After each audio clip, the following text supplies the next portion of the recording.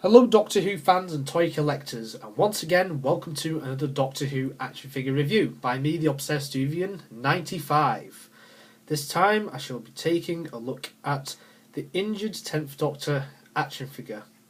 Now, for some of you, you may or may not know that my personal favourite Doctor is David Tennant. So before you comment below with hate saying, "Oh, but he's the worst Doctor" and things like that, it's just my opinion. It's not. I'm not like a fanboy who's like on the David Tennant bandwagon. I just generally feel he is my favourite Doctor, and that's my own opinion really. My girlfriend also thinks that David Tennant is the best Doctor. She thinks that, he's a favourite basically, but it doesn't mean I'm not a fan of the show because I like all the Doctors anyway. I like all 12 of them really because I even like. I think Peter Capaldi is going to be a good Doctor, and I've not even seen him yet. I'm really looking forward to it. So just to get that out there, David Tennant is my favourite Doctor, but don't comment below with hate saying you're not a fan because I really don't need it.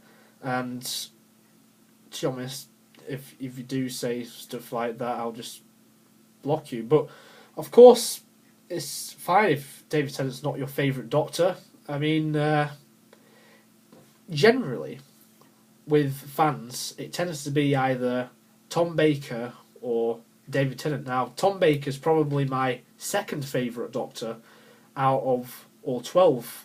Well, alright, I'll say all 11 because, to be fair, we haven't seen Peter Capaldi yet. But, my favourites are in no particular order. Well, David Tennant is my favourite.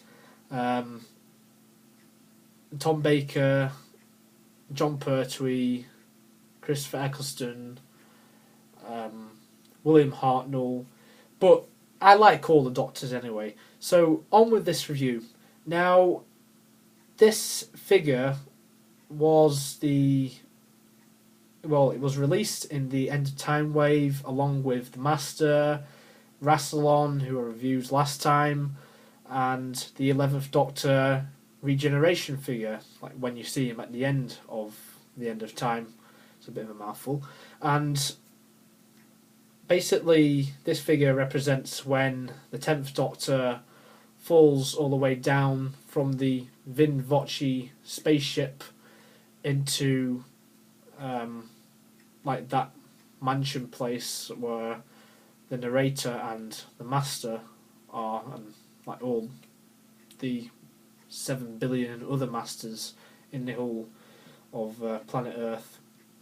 And obviously he got injured, and you can see that on the face and on the body, like parts of the pinstripe suit and the trousers are ripped, like on the knee area here. But basically all you're getting here in figure terms is the same body as most 10th Doctor action figures that had been released prior to this, and it's just been slightly altered. That's really it. I mean, the articulation is standard. It's really exactly the same as most other 10th Doctor action figures. However, the head, it seems a bit more, let's say, rubbery, like so. But it's not removable, so don't try and play with it too much, otherwise it might rip off. But the reason for this head being a bit rubbery is the fact that it actually is a new head sculpt. I'm not sure, maybe the hands might be brand new as well. I'm not entirely certain. But if we just take a closer look, we can see all the scratches all over the pinstripe suit. what he wore basically from the beginning of his own time. And again, David Tennant's probably my favourite Doctor because he had great stories as well, except for Love and Monsters and Fear Her. They were just crap, but apart from that, he's had pretty good stories, which I know some people may hate or love. It just depends on what type of fan you are. I think the head sculpt is more accurate because this is how his hair looked towards the end of his time as the 10th Doctor. And the sideburns, I think, are improved. And the face looks good, although it looks a bit thinner, which is a bit odd, but hey, I think it's still good. And you've just got red paint all over the face, basically, and that's just to represent all the cuts and all that what he got near the end of the story. And again, that's all the scratches all over the pinstripe suit. And he's got his blue turquoisey shirt and his red tie with blue dots on, like on most other 10th Doctor action figures. So that's pretty much it, really. It's not really much to say.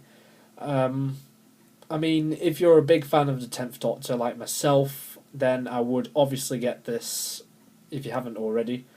And it's good that they released this, although like I said in the last video, I said that they needed to release the Ood Elder and probably Wilfred Mott, but I suppose they had to release the 10th Doctor, seeing as the end of time is his final story.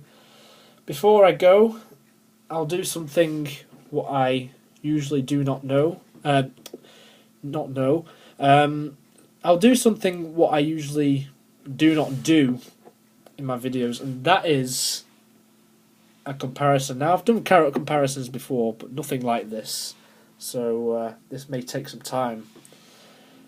And I'm just going to show you a variety of variants of the 10th Doctor that we have had over time. Some of them which I have reviewed, of course. If you want to check them out, then feel free to. It's on my action figures playlist, or new series action figures playlist. And nearly there now. So there is quite a lot of stuff here. And I'll get the 11th Doctor, played by Matt Smith, who I'm going to be reviewing next. Alongside, you may just be able to see that that figure has the same body as most of the 10th Doctors which you see before you now. So once again, YouTubers, I hope that you have had a great day, and I hope you enjoyed this action figure review. Comment and subscribe. Tell me what you think of the 10th Doctor. Is he your favourite Doctor? Or is he not your favourite Doctor? If not, who is your favourite Doctor? And stay tuned for our review of this guy.